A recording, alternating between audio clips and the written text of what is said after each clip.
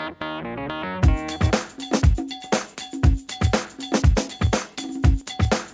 right, welcome back. We are doing a whiskey tasting here with the Malt Guild, and we are joined here with Christine Shred from Koval Distillery, and we are going to be tasting Koval's Dark Oat whiskey today. So, tell us a little bit about the Dark Oat. Where did it come from? What was the concept? So, all oat, 100%. There's nothing else in it besides those nice little oats. And it has become actually our probably most popular alternative grain whiskey. Our owners and our master distiller, Robert, and his wife, Sonnet, when they started, decided they didn't want to just make a bourbon or just a rye whiskey. They wanted to kind of bring back these grains that have kind of been forgotten, and the fact that you can distill from so many things, but for whatever reason people just tend not to. Tradition, cost, there's a lot of factors. So it was kind of a way to stand out, and actually, we bottled an unaged oat whiskey, and then we're aging our oat as well. And just within the past, we've been open since the end of 2008, and I don't know when, I want to say the first year was last year for it in 2011, that a lot of the whiskey competitions, international whiskey competition, the American Distilling Institute now have an oat category in the competition. There aren't that many out there, but we were actually one of the first, at least in the United States, to use something like oat. So a little outside the box, if you will, than a lot of other things, and makes kind of an amazing whiskey that has a feel to it that you don't necessarily see with a lot of other things. Oat itself is much more delicate, so in addition to the way that our master distiller Robert is making it, which is a delicate heart spirit as it is, just hearts that we're putting into the barrel, the oats very soft, very creamy, and really lends for a good tasting whiskey, good feeling whiskey. Can appeal to people who don't necessarily drink whiskey all the time. It really lacks that burn that sometimes puts people off, but at the same time is interesting enough that your seasoned whiskey drinker can appreciate the nuances of flavor that you can get from something. I noticed it was called Lion's Pride. Can you tell us a little bit about Lion's Pride? Sure. So our distillery is Koval Distillery, but Robert and Sonnet decided to kind of have the aged whiskeys be able to stand on their own to a certain extent and give them another name under the Koval, made Koval Distillery, our Lion's Pride whiskey. And being in the spirit of family business, which was kind of their impetus partly for starting this distillery, is keeping it within the family. So they have two sons now, and their oldest is just about 5, and their other son is not yet 2. So their first son's name is Lion, actually. So it's named after him to a certain extent. I think he came first, and then they decided to include his name in our whiskey. And then the pride is obviously kind of a play off of the Lion's Pride. How old is this whiskey? So, a little under 2 years. So most of our heavy char whiskeys are young, but because we're only using those hearts, we don't really need to leave them in the barrel for that much longer. They pull, a very similar color, and this is only after, maybe 18 to 24 months that they're pulling this color, and a flavor profile that we want. Single barrel, so each one is pulled at different times probably because, each barrel, even if they're sitting right next to each other, could age at very different rates. heavy char as well. So all of our dark expressions are aged in that pretty regular, pretty standard heavy char. So what's it coming off the still? Is it pretty high? A little bit higher than your average, so usually closer to 170. Back in the barrel, 140, 150. Back in the barrel, 113, your standard 113. Yep. Yep, standard 113. Kind of along the lines that Robert looks at the hearts as the kind of beauty of the spirit. He also is of the opinion that when you distill a teensy bit higher, you still retain the nuances of flavor, but it becomes much cleaner when you get there. And once you taste, even just the Darko is a great example, but if you were to taste some of our other whiskeys, and even the unaged whiskeys are just impeccably cleaner than a lot of things that are out there. And it's he makes it, which in some ways is kind of a stylistic choice.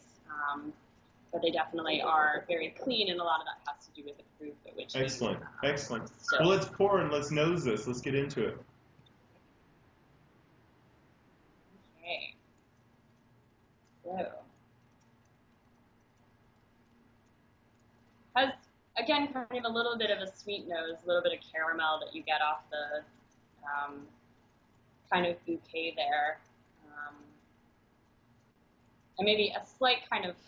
Surprisingly, just the slightest hint of floral, like a very, very soft kind of flower that doesn't have a super strong scent. It's somewhat of a lighter whiskey as well in some ways.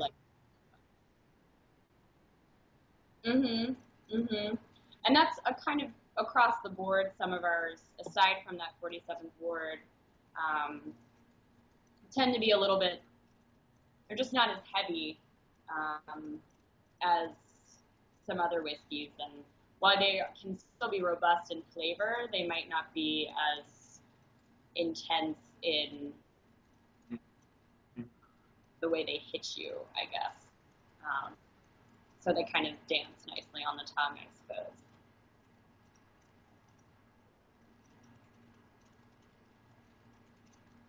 And this one, oh God, this one's so good. I think it's one of the most interesting things that we have here, and that oat is just hard to beat. It's very easy to drink. It goes down very, very smooth, and the oat really plays a huge part in that. Doesn't have any kind of, not even the slightest tinge of a bite that you get at the end. It just is creamy buttery is what and I was going to say. a little bit buttery almost. A cream style, yeah. Good. And that definitely comes and plays with the wood. The wood definitely interacts and mellows the spirit in that regard. Plus, you're using such a high, light spirit coming off the still that really plays really well with the wood and smooths it. That mellowy, nice vanilla cream-esque. Vanilla that you get from this as well. Kind of speaking of vanilla, and it kind of makes me think of baking.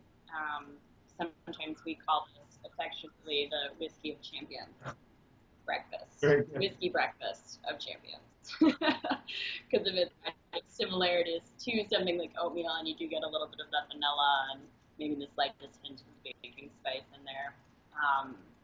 And as you were kind of discussing the barrel and how it plays with the wood and mellows it out, it made me think of the way Robert usually describes his keeping the hearts and then aging for a year and a half to 2 years, kind of depending, but in the whole scheme of things young.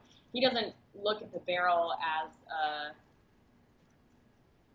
necessity, he looks at it as a catalyst for giving it the flavor that it needs. And if it mellows it out and it, makes it creamier and it plays with the wood, but the wood's just there to kind of give it what the whiskey needs to be a whiskey that we can love, but without having to kind of mask anything. He doesn't use the barrel as way of covering anything up. He's really truly using it to allow the wood to put its kind of flavors into the spirit, and then taking it out when the wood's kind of done its job, versus keeping it in the wood for a prolonged period of time to cover up any sort of abnormalities that you might have from a spirit that's not quite as delicate. The wood is basically adding another layer of flavor profile.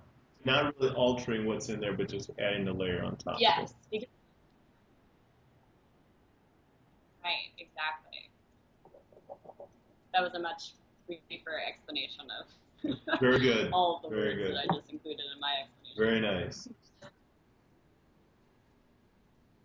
Just the softest finish, and it lingers a little bit too. But it's still bright, but it finishes so rich and can kind of sits there for another moment, just enough to exactly. It's got a great finish. Sip. Nice.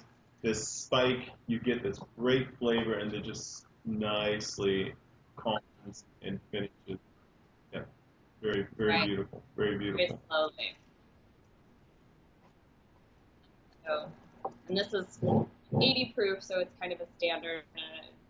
It's where it really needs to be. It's a great sipper, the dark oak. You don't really. I mean, if you want it chilled, but it's just something that you would want to. In some regards, it's a seasonal whiskey. You could probably say this is something very much a summertime, very much a warm day, easy, light, buttery in the evening.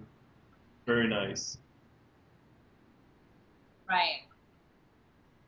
Yeah, very nice and on a nice summer day. Where some of the other whiskeys tend to be heavier, tend to be a little more richer, a little more char, a little bit more robust in the barreling aspect of it. Probably more of a fall, cooler time, fireside type. This is definitely not fireside. This is definitely veranda, outside, deck type whiskey for sure. Veranda, good, yeah. Very good. I like that. Very nice, very nice. The dark oats. Could you show up the bottle a little more time and just show us what we've got? Yeah. Very good. Thank you. And availability?